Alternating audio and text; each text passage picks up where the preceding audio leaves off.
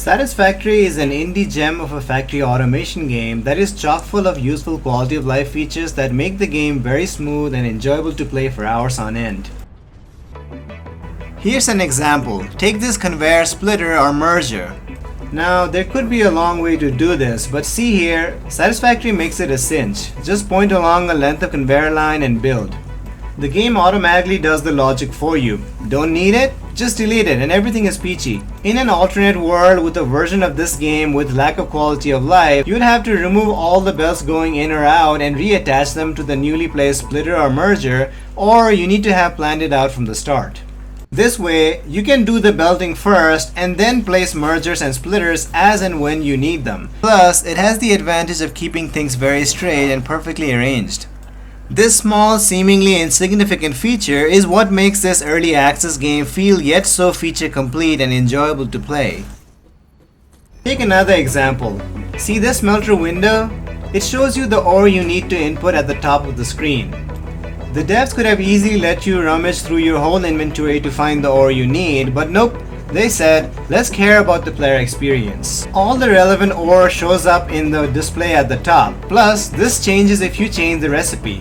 See here, the smelter's recipe is set to iron ingot, so it shows iron ore, but if I change it to copper ingot, then it shows copper ore at the top. Neat, eh? Also, you can use the number keys as shortcut for the items. Sweet. See this biomass window? Again, same thing here. The usable fuel shows up above the other stuff so you know what goes in. And also gives you the info you need on whether you have sufficient resource on your person at the moment or not. And yes, you can use number keys here as well, why not? Accidentally dismantle stuff that you don't have the inventory space to keep materials in? No problem, Satisfactory devs have you covered.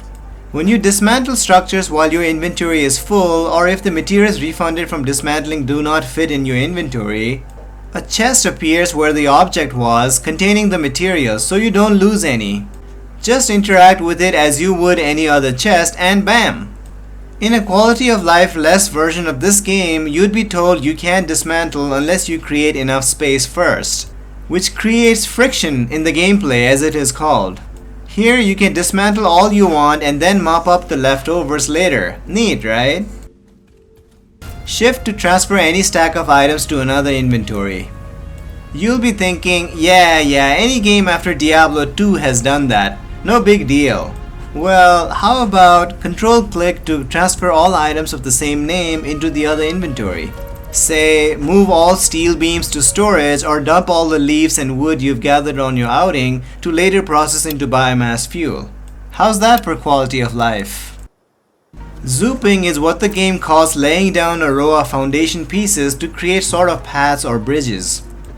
Now, this was actually a mod the game has unofficial support for, but the developers added it as a permanent feature to help players create ramps going up to the sky. Yeah! No, really, that is literally the purpose of zooping. And also creating floors of your factory.